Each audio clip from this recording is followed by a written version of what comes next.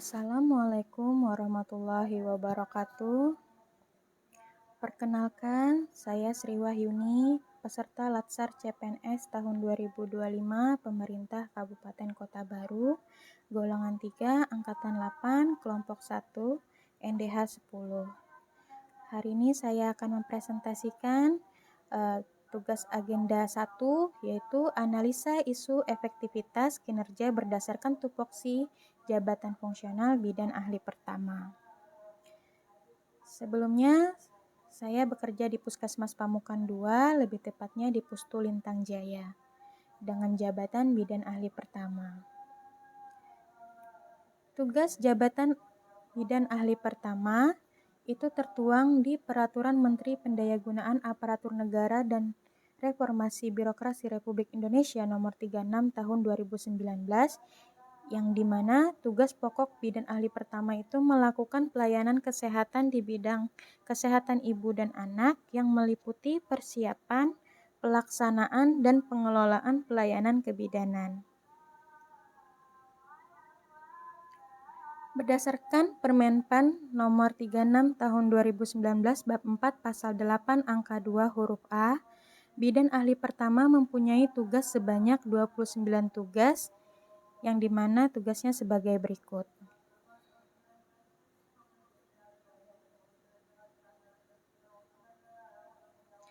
Berdasarkan tugas-tugas tadi, akhirnya saya dapatkan 5 isu yang sesuai dengan tupoksi saya dan yang terjadi di tempat kerja.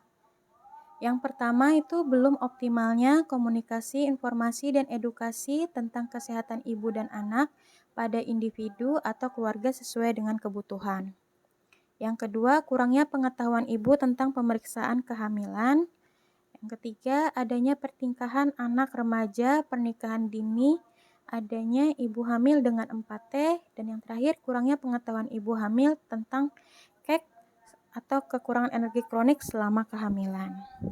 Berdasarkan 5 isu ini, saya melakukan tapisan dengan metode APKL untuk menentukan yang mana prioritas saya. Dengan metode APKL yang dimana A-nya itu adalah aktual, itu di kasusnya benar-benar terjadi. Problematika itu adalah isu yang memang memiliki masalah kompleks dan perlu dibicarakan segera. K-nya halayak, isu yang menyangkut orang banyak, dan L-nya itu layak, di mana isunya masuk akal dan realistis. Berdasarkan hasil penilaian yang saya lakukan, didapatkan 3 yang menjadi prioritas saya. Prioritas pertama itu kurang pengetahuan ibu hamil tentang KEK, kekurangan energi kronik selama kehamilan. Yang kedua, adanya pernikahan anak remaja atau pernikahan dini. Yang ketiga, adanya ibu hamil dengan 4T. Setelah dilakukan pentapisan dengan APKL, saya melakukan pengkerucutan lagi dengan menggunakan analisis isu menggunakan USG, yang dimana U-nya itu urgensi, berarti seberapa mendesak sih kasus itu. S-nya serius, berarti seberapa serius kasusnya. Grow, seberapa besar.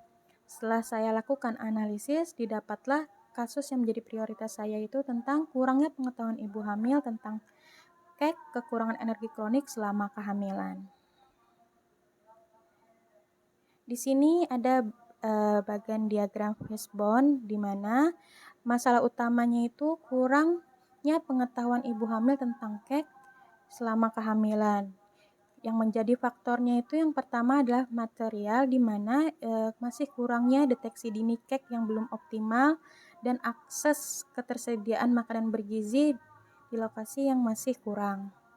Terus tuh ada manusianya, yang dimana ibu masih kurang tahu atau kurang memahami pentingnya peningkatan asupan kalori dan protein selama hamil.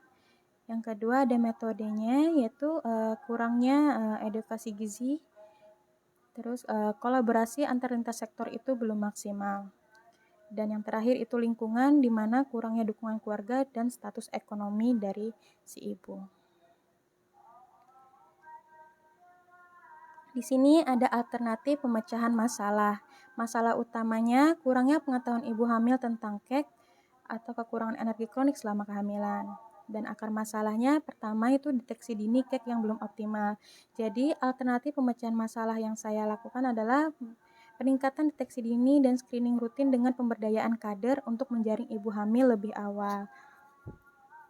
Yang kedua, kurangnya pengetahuan ibu tentang pentingnya peningkatan asupan kalori dan protein selama kehamilan.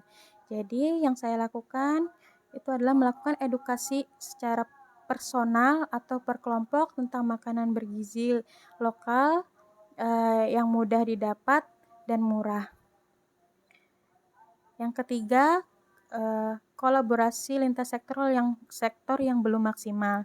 Jadi saya akan berkoordinasi dengan tenaga gizi, ibu PKK dan kader desa dalam pendampingan gizi ibu kek agar masalah cepat teratasi. Yang terakhir, kurangnya dukungan keluarga. Alternatif pemecahan masalahnya itu mengedukasi keluarga atau suami secara perlahan, tidak terburu-buru agar mendukung perubahan pola makan ibu. Terima kasih.